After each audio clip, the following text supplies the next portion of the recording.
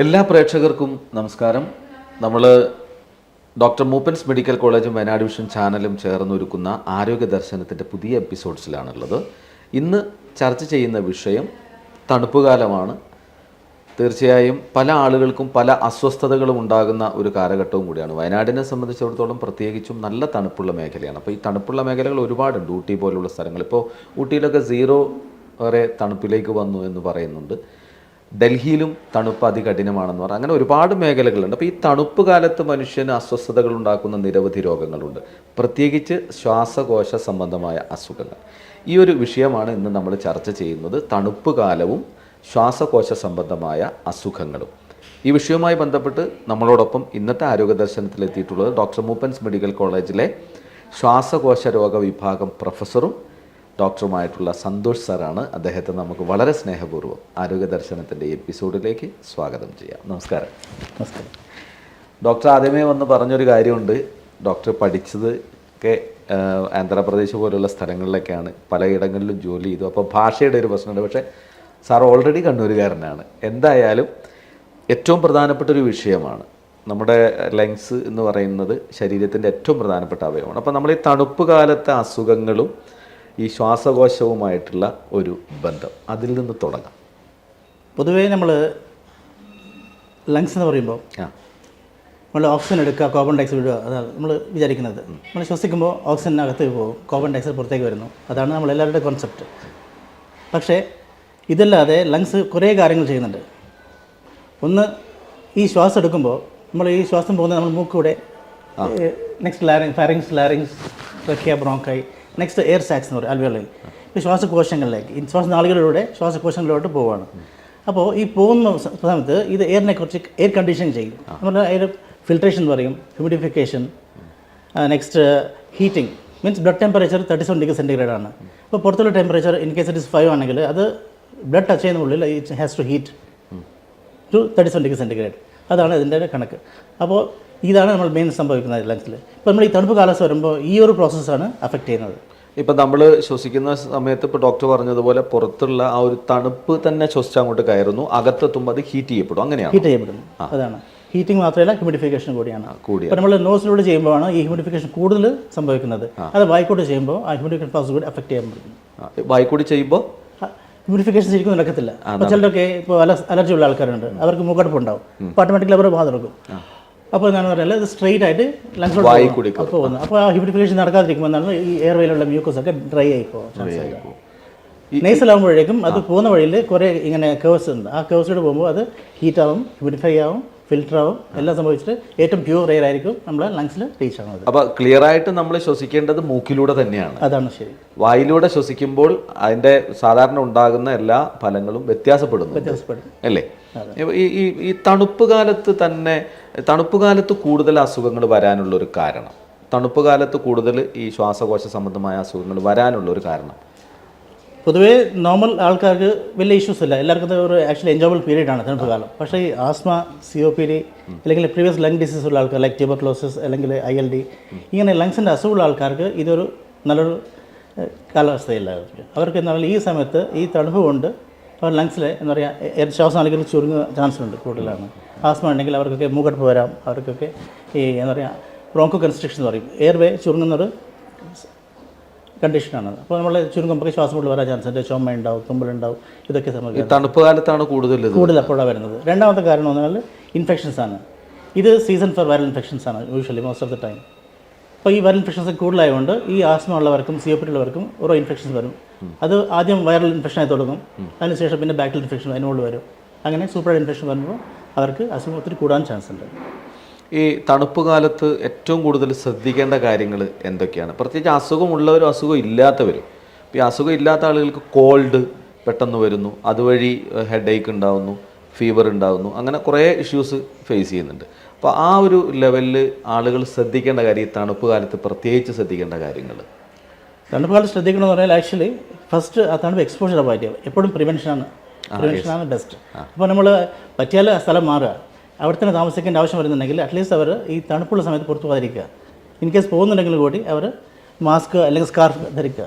അപ്പോൾ നല്ല ഇൻഹേൽ ചെയ്യുന്ന എയർ ചൂടായിരിക്കും, ഫിൽറ്റർ ചെയ്യാൻ പറ്റും. മനസ്സിലായില്ല. നെക്സ്റ്റ് ഇൻഫെക്ഷൻ ഉള്ള ആൾക്കാർ അവരെ മാറി നിൽക്കുക. വീട്ടിൽ ആർക്കും ഒരാൾ ഇൻഫെക്ഷൻ ഉണ്ട്, നമ്മൾ പറയണം വീട്ടിൽ വേറെ ആൾ വയസ്സായ ആൾക്കാരുണ്ട്, അവർക്ക് COPD അസുഖമുണ്ട്, അതുകൊണ്ട് അടുത്ത് പോകരുത്, മാറി നിൽക്കാൻ പറയണം. പിന്നെ അവരോട് മാസ്ക് ഇടാൻ പറയണം. അത് അങ്ങനെ കെയർ എടുക്കണം. വീട്ടിൽ തന്നെ കുറേ പ്രിക്കോഷൻ ഉണ്ടാക്കാം. ഡെഫിനറ്റ്ലി വീട്ടിൽ തന്നെ വീട്ടിൽ ക്ലീൻ ആയി വെക്കണം, ഡസ്റ്റ് ഫ്രീ ആയിരിക്കണം. വീട്ടിൽ indoor and outdoor dust avoid ചെയ്യണം. വീട്ടിൽ പെറ്റ്സ് ഉണ്ടെങ്കിൽ പെറ്റ്സൊക്കെ better it's outside. I mean പക്ഷികളായാലും വേറെ ആനിമൽസ് ആയാലും വീട്ടിൻ്റെ അകത്ത് ഇല്ലാതെ പുറത്ത് വെക്കുന്നതാണ് നല്ലത്. ബിക്കോസ് അവർ ഇൻ കേസ് അവർ ഇതിൻ്റെ എന്താ പറയുക ആനിമൽ പ്രോട്ടീൻ കൊണ്ടും അല്ലെങ്കിൽ ബേർഡ് പ്രോട്ടീൻ കൊണ്ടും അവർക്ക് അലർജി ആസ്മ കൂടാൻ ചാൻസ് ഉണ്ട്. നെക്സ്റ്റ് വീട് വാക്യൂം ക്ലീൻ ചെയ്യുന്നത് നല്ലതായിരിക്കും. ഇത് പ്രധാനപ്പെട്ട ഒരു കാര്യമാണ്. കാരണം പെറ്റ്സ് ആയിട്ടുള്ള അനിമൽസ് നമ്മൾ ഒക്കെ വീട്ടിലുണ്ടാവും. പൂച്ച, പട്ടി, കോഴി, ആട് എല്ലാം ഉണ്ടാവും. അത് പലരെയും വീടിന് അകത്തേക്ക് കയറ്റിയിട്ട് പരിപാലിക്കുന്ന ആളുകളുണ്ട്. പക്ഷെ അത് ദോഷം ചെയ്യുന്ന വീടിനകത്ത് പല ഇഷ്യൂസ് ഉണ്ട്. അപ്പോൾ ഇതൊരു പ്രധാനപ്പെട്ട കാര്യം അല്ലേ, വീടിനകത്ത് ഈ കോൾഡ് പോലെയുള്ള അസുഖങ്ങൾ അതും ഇതൊക്കെ പരത്തുന്നതിൽ ഇവർക്കും പങ്കുണ്ട് എന്നാണ് പെറ്റ്സ്. ഡെഫിനറ്റ്ലി ഇല്ലേ? എല്ലാവർക്കും ഇതൊരു സംഭവിക്കണമെന്നില്ല. ചിലർ അലർജിക്കാണ്. 100-ൽ 1-2 പേർക്ക് ഇങ്ങനെ അലർജി വരാൻ ചാൻസ് ഉണ്ട്, അവർ ശ്രദ്ധിക്കണം. അതേപോലെ ഈ ഓക്കുപേഷണൽ ആസ്മ എന്ന് പറയും. ഓരോ വർക്ക് ചെയ്യുന്ന ആൾക്കാർ ഓരോ ജോലി വർക്ക് പൊടിൻ്റെ എക്സ്പോഷർ അല്ലെങ്കിൽ കെമിക്കൽ എക്സ്പോഷർ ഉണ്ടെങ്കിലും അങ്ങനെ ഉണ്ടെങ്കിൽ അവരൊക്കെ ഒന്ന് ശ്രദ്ധിക്കണം. ആ വർക്ക് ചെയ്യുമ്പോൾ ഒക്കെ അവർ മാസ്ക് ധരിക്കുക, അതൊക്കെ ചെയ്യണം. രാവിലെ യാത്ര ചെയ്യുമ്പോഴും മാസ്ക് ഇടുക. ഒട്ടുമിക്ക പേഷ്യൻസൊക്കെ വരുന്നത് സ്കൂൾ ചിൽഡ്രൻസൊക്കെ ആക്ച്വലി അവർ രാവിലെ ആണ് മദ്രസ പോകുന്നത്. അപ്പോൾ അവർക്ക് എൻ്റെ ഒത്തിരി പേഷ്യൻസ് ഉണ്ട്. അവർക്ക് രാവിലെ തന്നെ ഞാൻ പറയും അവരോട് മാസ്ക് ധരിക്കാൻ വേണ്ടി പറയും. മാസ്ക് ഒരു പരിധി വരെ വലിയ പ്രിക്കോഷനാണ് അല്ലേ? ഡെഫിനറ്റ്ലി പ്രിവെൻഷൻ നടത്തുന്ന ഏറ്റവും വലിയൊരു അല്ലേ മാസ്ക്. എൻ്റെ ഒട്ടുമിക്ക പേഷ്യൻസിന് അവർ കാണുന്ന ഒരു കാര്യം രാവിലെ എണീക്കുമ്പോൾ തുമ്മാൻ തുടങ്ങുമെന്ന് പറയും. അപ്പോൾ ആക്ച്വലി നമ്മൾ പൊതുച്ചുമുറി കിടക്കുമ്പോൾ നമ്മൾ ടെമ്പറേച്ചർ ഹൈ ആണ്, പെട്ടെന്ന് അത് മാറ്റുമ്പോഴേക്കും കോൾഡ് എയർ എക്സ്പോസ് ആകുന്നുണ്ട്. കാരണം ആക്ച്വലി ഒരു 5 ഡിഗ്രി സെൻറ്റിഗ്രേഡ് ഡിഫറൻസ് വരുമ്പോൾ തന്നെ ഇവിടെ സെൻസിറ്റീവ് ആവും. അപ്പോൾ അത് തുമ്മാൻ തുടങ്ങും. അപ്പോൾ ഞാൻ പറയുന്നത് ഇറങ്ങുമ്പോൾ തന്നെ മാസ്ക് ധരിച്ചിട്ട് ഇറങ്ങുക. നെക്സ്റ്റ് ഫേസ് വാഷ് ചെയ്യുമ്പോൾ ചൂടുവെള്ളം ഫേസ് വാഷ് ചെയ്യാൻ നോക്കുക. ചൂടുള്ള കോഫി ആയിട്ട് സംതിങ് ഹോട്ട് കുടിക്കുക. അതിനുശേഷം മാസ്ക് ഇട്ടിട്ട് സ്കൂളിൽ പോകാൻ പറയും. ഇതൊക്കെയാണ് ഞാൻ ജനറലി പറയുന്നത്. ഇത് നെക്സ്റ്റ് അലർജി എന്ന് പറയും. എന്തെങ്കിലും ചെയ്യുമ്പോൾ അത് എല്ലാവർക്കും എല്ലാം അലർജി വരണമെന്നില്ല. ചിലർക്ക് ചില കാര്യങ്ങളിൽ അലർജി അവർക്ക് സ്പെസിഫിക് ആയിട്ട് മനസ്സിലാവും. ഇത് കഴിക്കുമ്പോൾ എനിക്ക് പെട്ടെന്ന് കൂടുന്നുണ്ട്, ചുമ കൂടുന്നുണ്ട്, കഫം കൂടുന്നുണ്ട്. അപ്പോൾ അതൊക്കെ അവോയ്ഡ് ചെയ്യാത്തേ ഉള്ളൂ. Always precaution is better. പിന്നെ നെക്സ്റ്റ് ഉള്ളത് ഇൻഹേലേഴ്സ് ആണ്. ആസ്മ ഉള്ളവർ ഇങ്ങനെ ഇൻഹേലേഴ്സ് യൂസ് ചെയ്യുന്നെങ്കിൽ അവർ അതിൻ്റെ ഡോസ് അഡ്ജസ്റ്റ് ചെയ്യേണ്ടി വരും. ചിലപ്പം ഈ തണുപ്പ് കാല സമയത്ത് ചിലപ്പോൾ ഡോസ് എസ്കലേറ്റ് ചെയ്യേണ്ടി വരും, കൂട്ടേണ്ടി വരും. അപ്പോൾ ഒരു പഫ് എടുക്കുന്ന ആൾക്കാർ, റിനൈൻ എടുക്കുന്ന ആൾക്കാർ 2 പഫ് മോർണിംഗ് 2 പഫ് ഈവനിങ് എടുക്കുമ്പോൾ പ്രോബ്ലം സോൾവ് ആയി, അത്രേ ഉള്ളൂ. പിന്നെ അസുഖം വരുമ്പോൾ പെട്ടെന്ന് ചികിത്സിക്കാൻ നോക്കുക. അത് നമ്മൾ കൺട്രോൾ നിൽക്കുന്നില്ല, ഇൻഹേലർ കൊണ്ട് മാറുന്നില്ല എന്നാൽ പെട്ടെന്ന് ഡോക്ടറെ കാണിക്കാം. ബിക്കോസ് ഒരു ഇൻഫെക്ഷൻ ആയിരിക്കാം കാരണം. ഇപ്പോൾ വൈറൽ ഇൻഫെക്ഷൻ ഉള്ളതുകൊണ്ട് നമ്മൾ വിചാരിക്കും അലർജിയാണെന്ന്. It may not be allergy. Usually fever കൂടി ഉണ്ടാവും. യൂഷ്വലി ഫീവർ വരുന്നുണ്ടെങ്കിൽ അത് ഒരു ഇൻഫെക്ഷൻ്റെ ഇതാണ്. അലർജി ആകുമ്പോൾ യൂഷ്വലി ഫീവർ അതിൻ്റെ കൂടെ അസോസിയേറ്റ് വരാൻ ചാൻസ് ഇല്ല.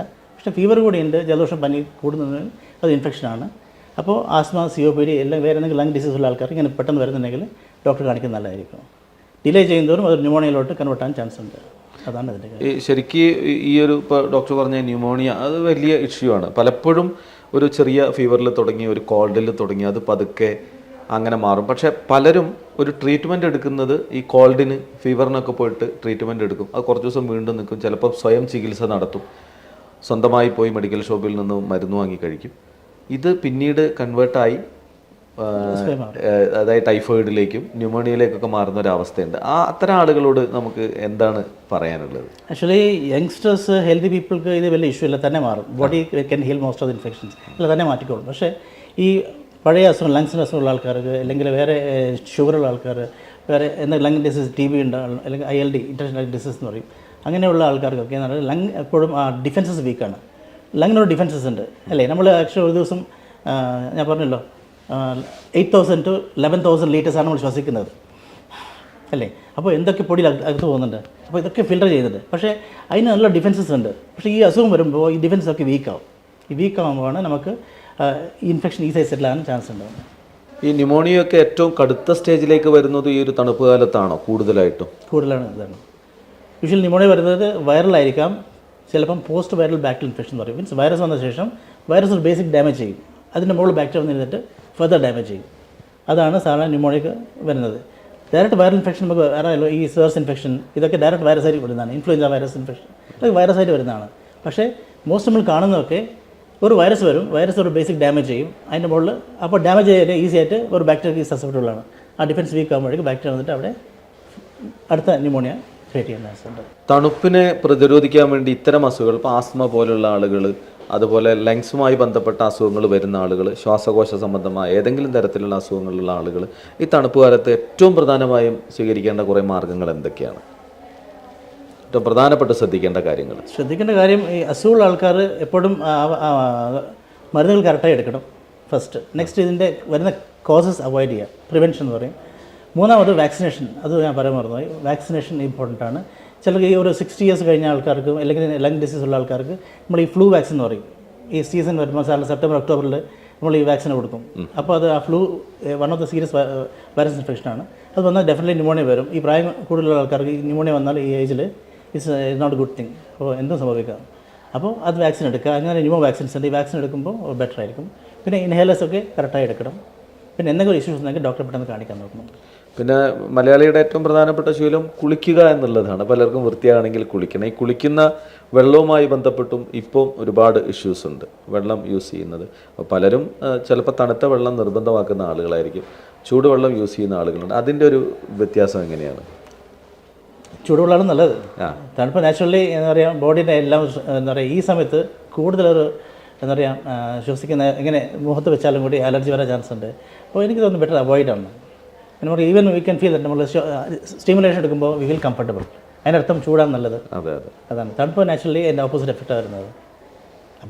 ചൂടുവെള്ളം തന്നെയാണ് ചൂട് കുടിക്കുന്ന ചൂടുവെള്ളമായിരിക്കണം. തണുപ്പ് വെള്ളം അവോയ്ഡ് ചെയ്യുക, അല്ലെങ്കിൽ സോത്ത് വരാൻ ചാൻസ് ഉണ്ട്. അപ്പോൾ അതൊക്കെ അവോയ്ഡ് ചെയ്യുക. കൂൾ ഡ്രിങ്ക്സ് ഒക്കെ ബെറ്റർ അവോയ്ഡ്. ഈ ഭക്ഷണക്രമത്തിൽ ഉള്ള കാര്യങ്ങൾ, ഇപ്പം ചൂട് ഭക്ഷണം കഴിക്കണമെന്ന് പറയുന്നുണ്ട്. ഈ ഫ്രൂട്ട്സ് അതുപോലുള്ള സാധനങ്ങളൊക്കെ കഴിക്കുന്ന ആളുകളുണ്ട്. അത് ഒരു കാലാവസ്ഥ നോക്കാതെ കഴിക്കാൻ, അത് ഏതെങ്കിലും തരത്തിൽ ഇത്തരം ആളുകൾക്ക് എഫക്റ്റ് ചെയ്യുന്നുണ്ടോ? അങ്ങനെയൊന്നുമില്ല. യൂഷ്വലി ഫ്രിഡ്ജിൽ വെച്ച ഐറ്റംസ് കഴിക്കുമ്പോൾ മാത്രമേ ശ്രദ്ധിക്കാവുള്ളൂ. അതർവൈസ് പ്രോബ്ലം ഒന്നുമില്ല. വേറെ നോർമലായിട്ടുള്ള കഴിക്കാം. എല്ലാം വന്നേ ഉള്ളൂ. ട്രയൽ ആൻഡ് എറർ എന്ന് പറയും. ഒരു ചെറിയ പീസ് കഴിച്ച് നോക്കുക, ഇഷ്യൂ ഉണ്ടോ എല്ലാം നോക്കുക. പ്രശ്നമില്ലെങ്കിൽ ബാക്കി കഴിക്കാൻ നോക്കുക. അതർവൈസ് അത് അവിടെ സ്റ്റോപ്പ് ചെയ്യുക. അതാണ് നല്ലത്. ഈ പ്രായമുള്ള ആളുകളിലേക്കാണ് തണുപ്പ് കൂടുതൽ ഏശാറുള്ളത്. തണുപ്പ് കാലത്ത് മറ്റേ തണുപ്പ് വലിയതായിട്ട് ബാധിക്കുന്നത് പ്രായം ഉള്ള ആളുകളാണ്. അവർ കുറേ കൂടിയൊക്കെ എങ്ങനെയാണ് പ്രിവെൻറ്റ് ചെയ്യാൻ വേണ്ടിയിട്ട് തയ്യാറാവേണ്ടത്? ഇപ്പോൾ അസുഖങ്ങളൊന്നും ഇല്ലാത്ത ആളുകളും ഈ ഒരു സമയത്ത് ഏത് തരത്തിലുള്ള അത് നമ്മൾ സാധാരണ ഔട്ട്സൈഡ് പോകുമ്പോൾ സ്വെറ്റർ ഇടുന്നുണ്ട്, സ്കാർഫ് ഇടുന്നുണ്ട്. അത് മാത്രം കയറി എടുത്താൽ മതി. വേറെ ഒന്നും പ്രത്യേകിച്ച് ചെയ്യേണ്ട ആവശ്യമൊന്നുമില്ല. ഒന്ന് നെക്സ്റ്റ് സ്മോക്കിംഗ് അത് ഇഷ്യൂസ് ഉണ്ടെങ്കിൽ സ്റ്റോപ്പ് ചെയ്യണം. അതെ അതെ, ഇങ്ങനെ ഇഷ്യൂസ് ഉണ്ടെങ്കിൽ മാത്രം സ്റ്റോപ്പ് ചെയ്താൽ മതി. ഈ കുട്ടികളിലേക്ക് വരുന്ന സമയത്ത് കുട്ടികൾക്ക് ഇത്തരം ഇഷ്യൂസ് ഉണ്ടാവാറുണ്ടല്ലോ തണുപ്പ് കാലത്ത്. ചെറിയ നവജാത ശിശുക്കൾ മുതൽ മുകളിലേക്കുള്ള കുട്ടികളിലേക്ക്, സ്കൂളിൽ പോകുന്ന കുട്ടികളിലേക്കൊക്കെ അവരൊക്കെ ഏതൊക്കെ രീതിയിൽ ഇത് ശ്രദ്ധിക്കേണ്ടത്? ഈ ശ്വാസകോശ സംബന്ധമായ അസുഖങ്ങളിലേക്ക് വരുന്നതിന് അവരിപ്പോൾ ഡോക്ടർ പറഞ്ഞാലും മാസ്കും ഒക്കെ യൂസ് ചെയ്യാം. മറ്റെന്തെങ്കിലും കൂടുതൽ സ്വീകരിക്കേണ്ടതായ മാർഗ്ഗങ്ങളുണ്ടോ? കുട്ടികളെ ഇച്ചിരി ബുദ്ധിമുട്ടാണ്. ബിക്കോസ് കുട്ടികൾക്ക് പൊതുവേ ഇമ്മ്യൂണിറ്റി കുറവായിരിക്കും. അപ്പോൾ ആക്ച്വലി ജനിക്കുമ്പോൾ ഒരു 5 മാസം വരെ മദറിൻ്റെ ഇമ്മ്യൂണിറ്റിയാണ് ബേബീസ് പൈസവേ കിട്ടുന്നത്. അതിനുശേഷം ബേബി തന്നെ ഓരോന്ന് എക്സ്പോസ് ആയിട്ട് അതിന് ഇമ്മ്യൂണിറ്റി തയ്യാർ ചെയ്തുകൊണ്ടിരിക്കുകയാണ്. ഓരോ ഇൻഫെക്ഷൻ നമ്മൾ വാക്സിൻ എടുക്കുമ്പോൾ അതിൻ്റെ ഇമ്മ്യൂണിറ്റി ഡെവലപ്പ് ചെയ്യുന്നുണ്ട്. അതുപോലെ അപ്പോൾ ആ കുട്ടി സ്കൂളിൽ പോകുമ്പോൾ അവിടെ ഓരോ ഇൻഫെക്ഷൻ വരുമ്പോൾ actually he will be developing infection. അപ്പോൾ നമ്മൾ വിചാരിക്കും എന്താ ഇൻഫെക്ഷൻ ഇങ്ങനെ വരുന്നതെന്ന്. ആക്ച്വലി അയാൾക്ക് ഇമ്മ്യൂണിറ്റി ഇല്ല, അതുകൊണ്ടാണ് വരുന്നത്. അപ്പോൾ കുട്ടികളിങ്ങനെ ഗ്രൂപ്പായി നിൽക്കുമ്പോൾ ചാൻസ് കൂടുതലാണ് എപ്പോഴും. അപ്പോൾ അത് നമുക്ക് ചികിത്സിക്കുക, അത്രയേ ഉള്ളൂ. പിന്നെ നെക്സ്റ്റ് പറഞ്ഞ പോലെ ആസ്മ അലർജി ഉണ്ടെങ്കിൽ അവർ ഇൻഹേലർ യൂസ് ചെയ്യുക. പിന്നെ അവർ എന്താ പറയുക, അവർ കളിക്കുന്ന പ്രായത്തിൽ നമ്മൾ അങ്ങനെ ഒരു പേഷ്യൻ്റ് പോലെ ആക്കരുത് അവരെ. അപ്പോൾ ഇപ്പോഴും ഞാൻ ഓർക്കുന്നുണ്ട്, ഒരു കുട്ടി ആക്ച്വലി സ്കൂളിൽ പോയി കഴിഞ്ഞാൽ അപ്പാട് ടീച്ചർ വിളിക്കും പേരൻറ്റിനെ കൊണ്ടുപോയിക്കോളുന്നുണ്ട്. പിന്നെ നമ്മൾ ഇൻഹേലർ സ്റ്റാർട്ട് ചെയ്യുമ്പോൾ പിന്നെ പേഷ്യൻ്റ് ടോട്ടലി ഓക്കെ, പിന്നെ എല്ലാം കളിയെല്ലാം ഇതായി. അപ്പോൾ നമ്മൾ പ്രോപ്പർ ചികിത്സിക്കുക, അത്രയേ ഉള്ളൂ. അതിന് പ്രിക്കോഷൻസ് എടുക്കാൻ നോക്കുക, വരാതിരിക്കാനുള്ള പ്രിക്കോഷൻസ് എടുക്കാൻ നോക്കുക. ഇപ്പോൾ പുതിയ ലോകത്ത് സാങ്കേതിക വിദ്യകളുടെ വികാസമൊക്കെ ഉണ്ടായി. പക്ഷേ പലപ്പോഴും നമ്മുടെ ഈ ശ്വാസകോശ സംബന്ധമായ അസുഖങ്ങളിലേക്ക് കിടക്കുമ്പോൾ പൊല്യൂഷൻ ഒരു പ്രധാന ഘടകമായിട്ട് വരുന്നു. പിന്നെ ഫാക്ടറികൾ പുറന്തള്ളുന്ന മലിനീകരണ വസ്തുക്കളുടെ പുക, ഇതൊക്കെ എത്ര തരത്തിൽ ശ്വാസകോശ സംബന്ധമായ അസുഖങ്ങൾക്ക് കാരണമാകുന്നുണ്ട്? വളരെ ഇത് ആക്ച്വലി വെരി ഇമ്പോർട്ടൻറ്റ് ക്വസ്റ്റ്യൻ ആണത്. Actually pollution is one of the main cause. For example എൻ്റെ ഒരു പേഷ്യൻ്റ്, എൻ്റെ ഒരു റിലേറ്റീവ് ഉണ്ടായിരുന്നു ബോംബെയിൽ. അവിടെ വർക്ക് ചെയ്യുന്ന സ്ഥലത്ത് ഈ was working tyre factory. Work ചെയ്യുമ്പോൾ ഹോസ്പിറ്റലായിരുന്നു. ലാസ്റ്റ് ജോലി നിർത്തി ഇവിടെ വരുമ്പോൾ അയാൾ ഹാപ്പി. അതിനർത്ഥം ആ പൊല്യൂഷൻ നേരെ മാറുമ്പോൾ തന്നെ നമ്മൾ ലങ്സ് ഓട്ടോമാറ്റിക്കലി ഹീലാവും. നമ്മൾ ഈ പൊല്യൂട്ടൻസ് എക്സ്പോസ് ആകുമ്പോൾ ലങ് ആക്ച്വലി ഡാമേജ് ആയിക്കൊണ്ടേയിരിക്കും. അപ്പോൾ ഫസ്റ്റ് ട്രീറ്റ്മെൻറ്റ് എപ്പോഴും അവോയ്ഡ് ചെയ്യുക. അത് അവോയ്ഡ് ചെയ്യുമ്പോൾ തന്നെ മാറും. ഇപ്പോൾ പൊല്യൂഷൻസ് വർക്ക് ചെയ്യുന്നെങ്കിൽ വേറെ രക്ഷയില്ല, നമ്മൾ അതിനുള്ള കെയർ എടുത്തേ പറ്റൂ. ഇപ്പോൾ ഡൽഹി പോലുള്ള നഗരം നമ്മൾ ചർച്ച ചെയ്യുമ്പോൾ പറയേണ്ട ഒരു കാര്യമാണ്. അവിടെ വായു മലിനീകരണമാണ് എന്ന് സ്ഥിരീകരിച്ചു കഴിഞ്ഞു. പല മെയിൻ മെട്രോപൊളിറ്റൻ സിറ്റികളിൽ, ഇപ്പോൾ കോയമ്പത്തൂർ പോലെയുള്ള വലിയ ഫാക്ടറീസ് ഉള്ള സിറ്റികളിൽ ഇതൊക്കെ ഈ പൊല്യൂഷൻ വലിയ പ്രശ്നം ഉണ്ടാക്കുന്നുണ്ട്. എത്രത്തോളം ആയുസ്സിനെ ബാധിക്കുന്നുണ്ട് ഇത്? മനുഷ്യൻ്റെ മരണസംഖ്യ ഉയരാൻ കാരണമാക്കുന്നുണ്ട്. ഇപ്പം ഡൽഹിയിലെ വായുമലിനീകരണം എന്ന് പറഞ്ഞാൽ തലസ്ഥാന നഗരിയാണ്. അത് എത്രത്തോളം എഫക്റ്റ് ചെയ്യുന്നുണ്ട്? ഈ പൊല്യൂഷൻ ഇപ്പോൾ റീസെൻറ്റ് ടൈമിലാണ് കൂടിയത്. അതെ. അപ്പോൾ ഇതിൻ്റെ എഫക്റ്റ് നമുക്ക് മനസ്സിലാക്കണമെങ്കിൽ കുറച്ചുകൂടി വെയിറ്റ് ചെയ്യേണ്ടി വരും. സത്യമായി അതാണ് പറയേണ്ടത്. മീൻസ് ലങ്സിൽ ഡെഫിനറ്റ് ഡാമേജ് ചെയ്യുന്നുണ്ട്. പക്ഷേ ഇതൊക്കെ വളരെ സ്ലോ ഡാമേജ് ആണ്, നമ്മൾ മനസ്സിലാകത്തില്ല. നമ്മൾ സാറിന് ഈ ഫാക്ടറീസ് വർക്ക് ചെയ്യുമ്പോൾ എവറി ഇയർ അവിടെ PFT ടെസ്റ്റ് ചെയ്യാറുണ്ട്. കമ്പ്യൂട്ടറിൽ ഇങ്ങനെ നമ്മൾ ഊതി നോക്കിയിട്ട് ലങ്സിൻ്റെ കപ്പാസിറ്റി ടെസ്റ്റ് ഉണ്ട്, PFT എന്ന് പറയും. ആ PFT ടെസ്റ്റ് ചെയ്യുമ്പോൾ നമുക്ക് മനസ്സിലാവും. അപ്പോൾ ചിലർക്ക് ഭയങ്കര എഫക്റ്റ് ഉണ്ടാവും, ചിലർക്ക് അത്ര എഫക്റ്റ് വരത്തില്ല. ഇപ്പോൾ ഇവിടെ ജനറ്റിക്കൽ ഫാക്ടേഴ്സ് കൂടി ഉണ്ട്. ചിലർക്ക് ഈ ഒരേ സ്ഥലത്ത് വർക്ക് ചെയ്യുമ്പോൾ ഭയങ്കര അസുഖങ്ങളും വേറെ ഒരു കുഴപ്പമില്ല അങ്ങനെ രീതിയിലുള്ള ആൾക്കാരുണ്ട്. അപ്പോൾ ഇവരെന്ത് ചെയ്യുന്നില്ല, അങ്ങനത്തെ ആൾക്കാർ ഇവർ മാറ്റിവെക്കും, വേറെ അങ്ങനെ എക്സ്പോഷർ ഇല്ലാത്ത ഏരിയയിലോട്ട് മാറ്റി അല്ലെങ്കിൽ ഓഫീസിലോട്ട് മാറ്റും, അങ്ങനെയൊക്കെ ചെയ്യും.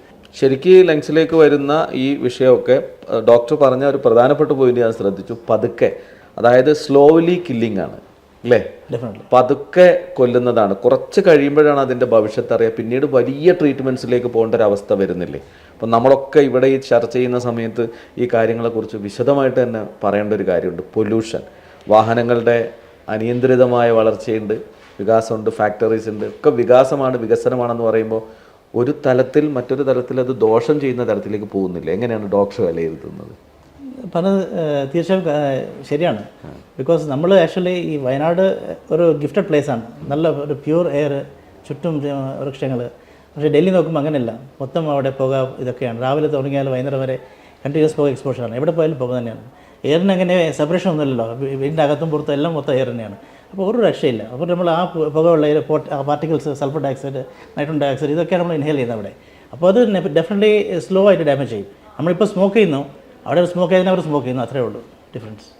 യെസ്, നമ്മൾ സിഗരറ്റ് പിടിച്ചു വലിക്കുന്നവർ സിഗരറ്റ് പിടിക്കാതെ. അതുപോലെയാണ് ആൾമോസ്റ്റ്. യെസ്, ഈ ലങ്സിന് അസുഖങ്ങൾ വന്ന് തുടങ്ങിയിട്ടുണ്ട് എന്ന് തുടക്കം നമുക്ക് എന്തെങ്കിലും രീതിയിൽ ലക്ഷണങ്ങൾ കൊണ്ട് മനസ്സിലാക്കാൻ പറ്റുമോ? ഇത് എങ്ങനെ പറയാം, നമ്മൾ ആക്ച്വലി ലങ്സിൻ്റെ ഭാഷയാണ് ഈ ചുമ, കഫം, ഇതൊക്കെ. വാട്ട് ഐ ഫീൽ, നമ്മൾ സംസാരിക്കുന്ന രീതിയാണ്. ഇപ്പോൾ ഞാൻ ചുമക്കുന്നുണ്ടെങ്കിൽ ആക്ച്വലി എന്നോട് പറയാണ്, എനിക്ക് പ്രശ്നമുണ്ട്, നോക്കിക്കോ. കഫമുണ്ട്, അത് നമ്മൾ അറിയിക്കുകയാണ്. വീസിങ് ഉണ്ട്, അപ്പോൾ ആക്ച്വലി ഞാൻ അനലൈസ് ചെയ്യുന്നു. കോഫ് എതിരെ വന്നു, കോഫിനോട് വീസിങ് ആണോ, അപ്പോൾ എവിടെ പ്രശ്നം ഉണ്ടാവും, കോഫിനോട് കഫമുണ്ടോ, ഇവിടെയാണ്, ഡ്രൈ കോഫാണ് എവിടെ വരുന്നത്. മീൻസ് ഓരോ ഭാഷയിൽ നമ്മൾ അറിയിക്കുകയാണ്, നമ്മൾ സിഗ്നൽസ് കൊടുക്കുന്നുണ്ട്.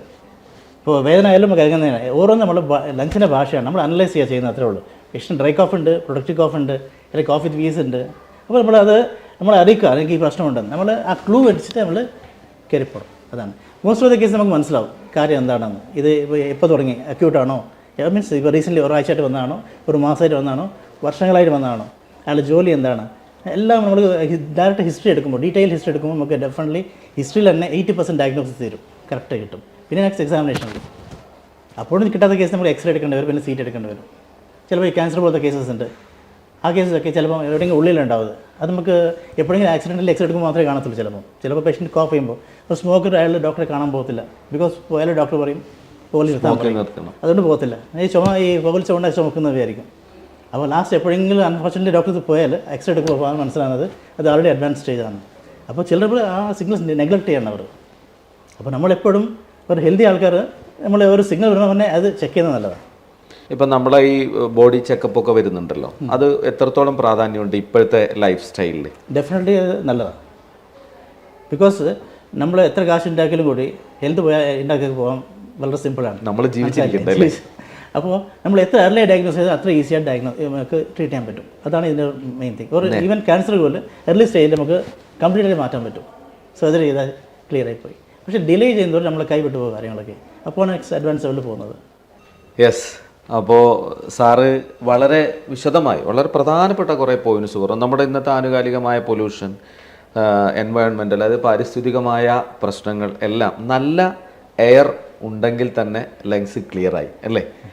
ക്ലീൻ എയർ നമുക്ക് കിട്ടിക്കഴിഞ്ഞാൽ ലങ്സ് ക്ലിയറായി. പക്ഷെ അത് മെട്രോപൊളിറ്റൻ സിറ്റികളിലൊക്കെ ഇത്ര പ്രധാനപ്പെട്ട ഒരു ചർച്ച ആരോഗ്യ ദർശനത്തിൽ ഈ ആനുകാലികമായി വന്നത്. ഇപ്പോൾ ഡൽഹിയിലൊക്കെ ഡെയിലി നമ്മൾ കാണുന്ന വാർത്തകളാണ് പൊല്യൂഷൻ, വായു മലിനീകരണം വലിയ പ്രശ്നമാണ്. അപ്പോൾ ഡോക്ടർ പറഞ്ഞൊരു പ്രധാനപ്പെട്ട പോയിൻ്റ്, അത് പതുക്കെയാണ്, സ്ലോവിലിയാണ് ഓരോ മനുഷ്യനെയും തകർത്തുകൊണ്ടിരിക്കുന്നത്, കൊന്നുകൊണ്ടിരിക്കുന്നത്. കുറച്ച് കഴിയുമ്പോൾ അത് വലിയൊരു മേജർ പ്രശ്നമായിട്ട് മാറാം, മേജർ വിഷയമായിട്ട് മാറാം. അപ്പോൾ അതിന് മുൻപ് തന്നെ നമ്മൾ സ്വീകരിക്കേണ്ടതായ ഒരുപാട് മാർഗ്ഗങ്ങളുണ്ട്. പ്രകൃതിയെ നശിപ്പിച്ചുകൊണ്ടും പൊല്യൂഷൻ വർദ്ധിപ്പിച്ചുകൊണ്ടും ഒരു മനുഷ്യനും വായു ഇല്ലാതെ ജീവിക്കാൻ പറ്റാത്ത ഒരവസ്ഥയിലേക്ക് കാര്യങ്ങൾ പോകും. പ്രധാനമായും പറഞ്ഞു വന്ന വിഷയം തണുപ്പ് കാലവും ശ്വാസകോശ സംബന്ധമായ അസുഖങ്ങളും എന്നതായിരുന്നു. ആ വിഷയത്തിലൂടെ തന്നെ, ആ ടോപ്പിക്കിലൂടെ തന്നെ നമ്മൾ വിശാലമായി കുറച്ചുകൂടി വിശദമായി അതിനെക്കുറിച്ച് ചർച്ച ചെയ്തു എന്ന് മാത്രം. ഡോക്ടർ സന്തോഷ് സാർ, വളരെയധികം നന്ദി. ഡോക്ടർ മൂപ്പൻസ് മെഡിക്കൽ കോളേജിലെ ശ്വാസകോശ രോഗ വിഭാഗത്തിൻ്റെ പ്രൊഫസർ കൂടിയാണ്. അപ്പോൾ നമ്മളോടൊപ്പം പങ്കെടുത്തതിന്, ഈ വിവരങ്ങൾ വളരെ ചുരുങ്ങിയ സമയത്തിനുള്ളിൽ നമുക്ക് നൽകിയതിന് ഒരുപാട് നന്ദി. ഓക്കെ, അപ്പോൾ അടുത്ത എപ്പിസോഡിൽ നമുക്ക് വീണ്ടും കാണാം. ഇനി പ്രേക്ഷകരോട് എന്തെങ്കിലും പറയാനുണ്ടെങ്കിൽ ഡോക്ടർക്ക് പറയാം. ഒരു കാര്യം പറയാനുണ്ട്, അത് എക്സസൈസാണ്. ബോഡി ഫിറ്റ്നസ്സാണ് ഏറ്റവും ഇമ്പോർട്ടൻറ്റ്. നമ്മൾ എത്ര കാശ് ഉണ്ടാക്കിയാലും കൂടി ബോഡി ഫിറ്റ്നസ് ഇല്ലെങ്കിൽ അതെല്ലാം വേസ്റ്റാണ്. അപ്പോൾ ബോഡി ഫിറ്റ്നസ് ഇമ്പ്രൂവ് ചെയ്യണം. ഈ തണുപ്പ് കാലത്ത് കഴിയുന്നതും ഔട്ട്ഡോർ എക്സസൈസിനെക്കാട്ടും ഇൻഡോർ എക്സസൈസ് ആയിരിക്കും കുറച്ചുകൂടി ബെറ്റർ. അതൊന്ന് ശ്രദ്ധിച്ചാൽ കൊള്ളാം.